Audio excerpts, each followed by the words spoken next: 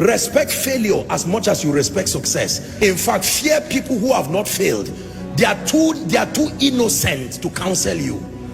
There is a requisite level of failure you must carry as a badge to balance your understanding in counseling people. Believe me, anybody who comes to you with 100 over 100 is still a child in the school of success. There is a requisite scar that gives you a balanced perspective. Have you failed enough to be able to talk to me? Don't tell me all the stories. I just prayed and the person was healed. I just spoke and they gave me an auditorium. You are not the person to counsel me. I respect you. Carry your results until you learn the other side of life. My goodness, there are people that have failed enough and they can talk to you. When they talk to you, they utter from their pain. Their pain has been turned to wisdom. Every sentence is a life lesson. A woman who tells you, I have been barren for 10 years. Now God gave me 3 sets of twins. Forget the twins and learn wisdom. Don't just respect crowns, respect scars. The wise respect both scars and crowns. Can I encourage someone? Your failure is still an asset. Don't throw it, archive it. It will be one of the qualifiers for your speaking to people tomorrow.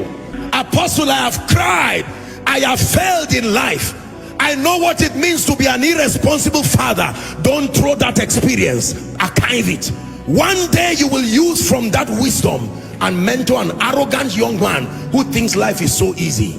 Most times when we are starting out in life, because of the leverage of prayer, the prophetic, or generally life just playing games with you, you can believe life is so easy and you are wondering, so why are people crying like this? I just got married and 3 months it's been so rosy. In fact, my wife is the best thing that has happened to me. And you go online and embarrass yourself. And someone who has been married for 15 years is saying, may God help you. After 2 years, you just turn and start saying life is unpredictable. All these unwise things that people do.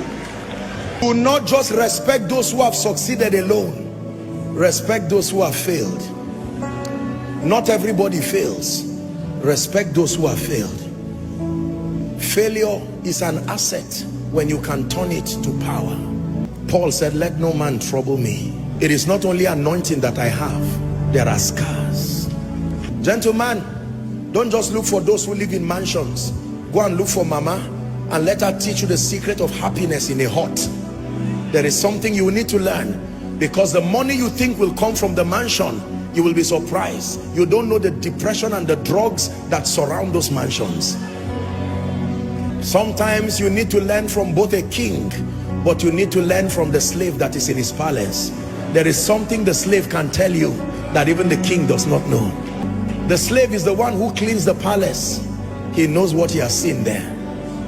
Why will the Lord speak to a young virgin through an angel and says, Mary, you are highly favored?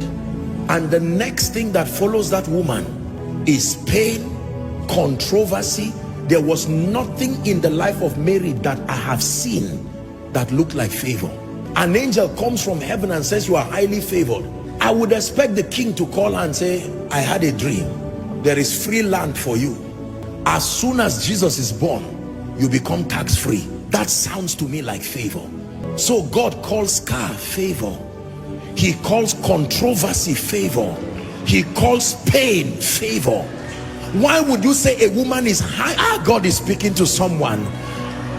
Don't listen, you may cry, but don't be embarrassed about your failures again. There is something about the speaking of God, that until you are at your lowest moment, there is something about the voice of God you cannot hear. There is a pain requirement to hear certain things about God. Tonight's message is very deep. For some of you, you really will not understand it this night. You are too innocent. You have been shielded by the sacrifices of others. You may not really understand this. There is a pain requirement that brings out the clarity and the purity of the voice of God.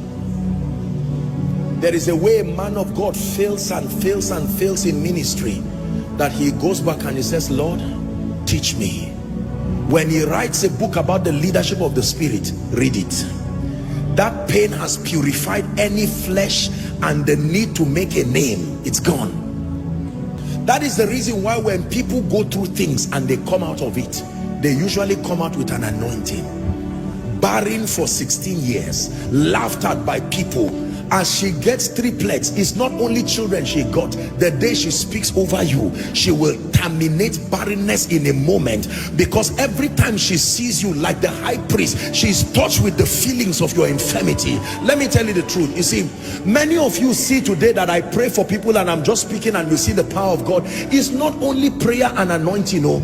There is a pain requirement that has reached down to the bowels of power and has drawn genuine, authentic spiritual power.